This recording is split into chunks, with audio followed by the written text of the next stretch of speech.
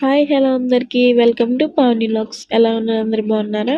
ఇవాళైతే మేము మైసూర్ బజ్జీ అయితే వేయబోతున్నామనమాట. దానికి కావాల్సినవి ఏంటంటే, ఒక కప్ మైదా పిండి తీసుకోండి. అండ్ అలాగే కొంచెం పుల్లగా ఉన్న పెరుగుని తీసుకోండి ఒక కప్పు.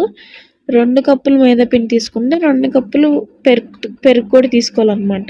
నెక్స్ట్ కొంచెం లైట్‌గా సాల్ట్, ఇంకా లైట్‌గా కొంచెం జీలకర్ర, ఇంకేమైనా వెజిటబుల్స్ యాడ్ చేసుకోవాలంటే యాడ్ చేసుకోవచ్చు.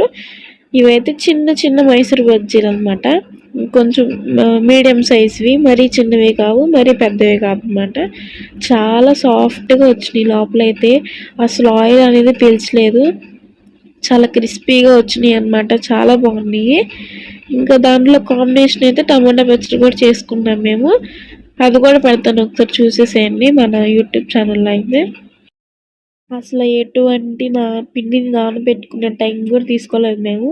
జస్ట్ అలా పిండి కలిపిందమ్మ, ఆయిల్ హీట్ ఎక్కినంత వరకు ఉంచింది అంతే. నెక్స్ట్ ఇంకా వేసేసిందనమాట. ఇదిగోండి ఇలా అయితే ఉంది. ఇప్పుడు మొత్తం తీసి చూపిస్తాను చూడండి, ఎంత సాఫ్ట్గా ఉన్నాయి అసలు. ఇదిగోండి, అసలు చూస్తుంటే నాకు తినేయాలనిపిస్తుంది, అంత బాగున్నాయి ఇవి అయితే. ఇంట్లో కూడా ట్రై చేయండి ఒకసారి.